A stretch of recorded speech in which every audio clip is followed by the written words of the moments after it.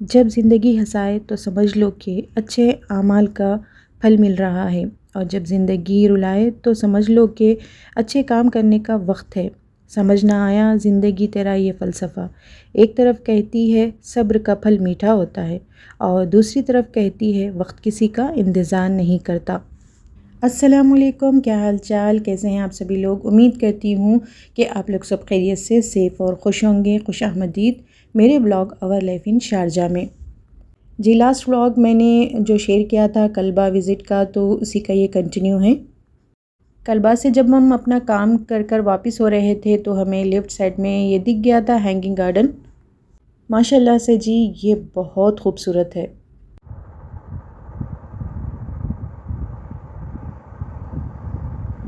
इसके लिए जी entry fees है, और इसके 2 गेट है। पहला इधर साइड से है, तो दूसरा जो हमने इंटर किया था वो वाला गेट था। माशाल्लाह देखिए ये तो सहरा है और पहाड़ों के बीच है, देखिए ये सारा। और देखिए कितना हरा भरा, ऐसा ही नहीं लग रहा कि ये रेगिस्तान है और ये पहाड़ों पर बना हुआ है। इस गार्डन की इफ्तिताना रमज़ान में हुई थी। उसके बाद से जब हम आना चाह रहे थे, लेकिन गर्मी की शिद्दत की वजह से हम नहीं आ पा रहे थे इस तरफ, क्योंकि ये सारा खुला है। लेकिन जब कल्बा से वापसी, यानी ये कल्बा में ही है, जब हम वापस हो रहे थे तो ये दिख गया, तो फिर बस भाई हम इधर आ गए हैं। ये बहुत खूबसूरत है, बस देखते ही रहना दिल कह रहा था। सारे पार्क में हम जहाँ भी बैठो, हम जहाँ भी जाएं, इस झरने की आवाज़ आ रही थी।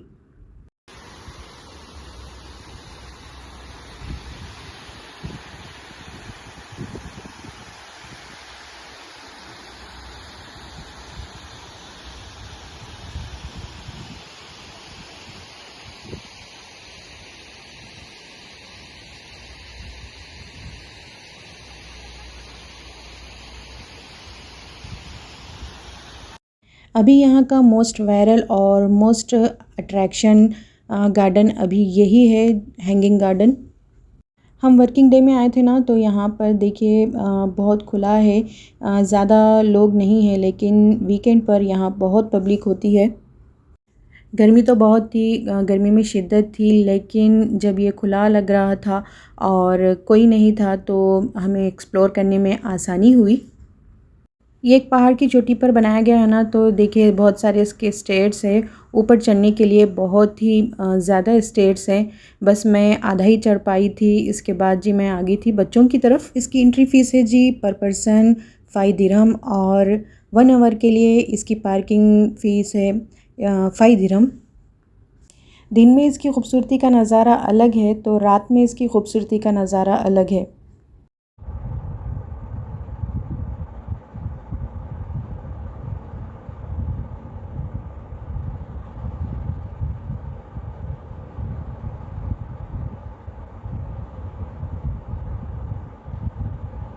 यहाँ तक आने के बाद ऐसा लग रहा था कि ये कुछ हद तक ना शीज़ पार्क की तरह लग रहा था।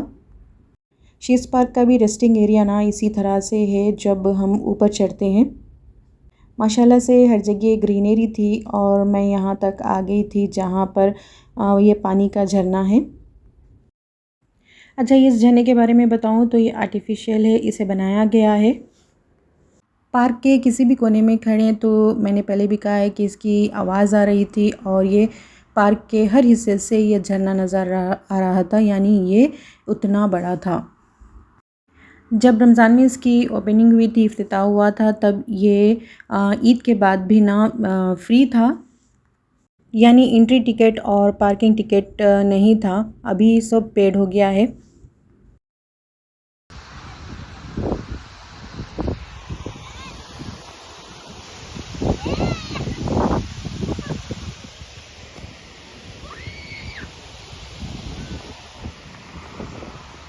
ऊपर सारा देखने के बाद जी मैं आ गई थी नीचे, और साइड में था जी प्ले एरिया। उसके बाद ये था ट्रेन स्टेशन। ये ट्रेन स्टेशन 1 है, और दूसरा दूसरी साइड जो पार्क की दूसरी साइड था। यहाँ पर जी वॉशरूम एरियाज़ है, और नेक्स्ट आता है यहाँ पर स्केटिंग एरिया। ये भी प्ले एरिया में ही काउंट होता है। साइड में थी जी ये रेस्टोरेंट, और ये भी पार्क का बहुत ही खूबसूरत हिस्सा है। सुना है यहाँ पर शटल बस की भी सहूलत है, लेकिन हमें नज़र नहीं आई थी।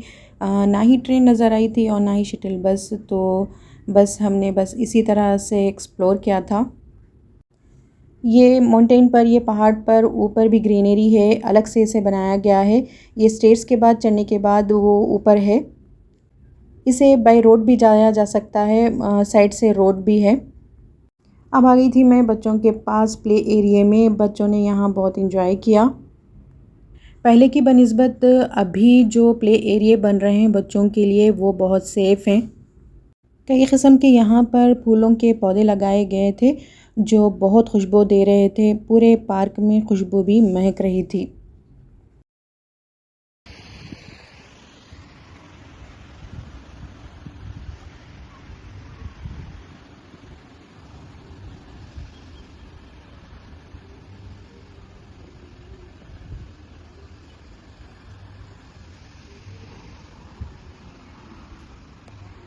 जी, हमने लिया वापसी का रास्ता और घर के लिए हम निकल गए थे, लेकिन फिर बाजू में हमें मिल गया था कुछ फासले पर राफिया डैम।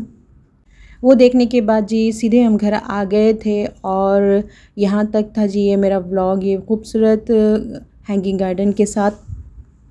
तो आपको ये हैंगिंग गार्डन जो आजकल बहुत ही वायरल चल रहा है और मोस्ट अट्रैक्टिव पार्क है, तो आपको कैसा लगा? साथ ही साथ मेरा व्लॉग कैसा लगा? तो यहीं पर ये मैं अपना व्लॉग ख़त्म करती हूँ, इस उम्मीद से कि आपको ये पसंद आया होगा। तो मिलते हैं एक नए व्लॉग, नई रेसिपी, नए कंटेंट के साथ। तब तक अपना और अपनों का बहुत सारा ख़्याल रखें। हमें दुआ में याद रखिए, हम भी आपको दुआओं में याद रखते हैं। दुआ है अनमोल तोहफ़ा, इसे सब में बाँटें। लेती हूँ इजाज़त इस दुआ के साथ कि अल्लाह ताला हमें हर आने वाली नागहानी आफ़तों, बीमारियों और मुसीबतों से महफूज रखे और हमारे साथ खैर का मामिला करे। आमीन सुमा आमीन। दुआ दें, दुआ लें। अल्लाह हाफ़िज़।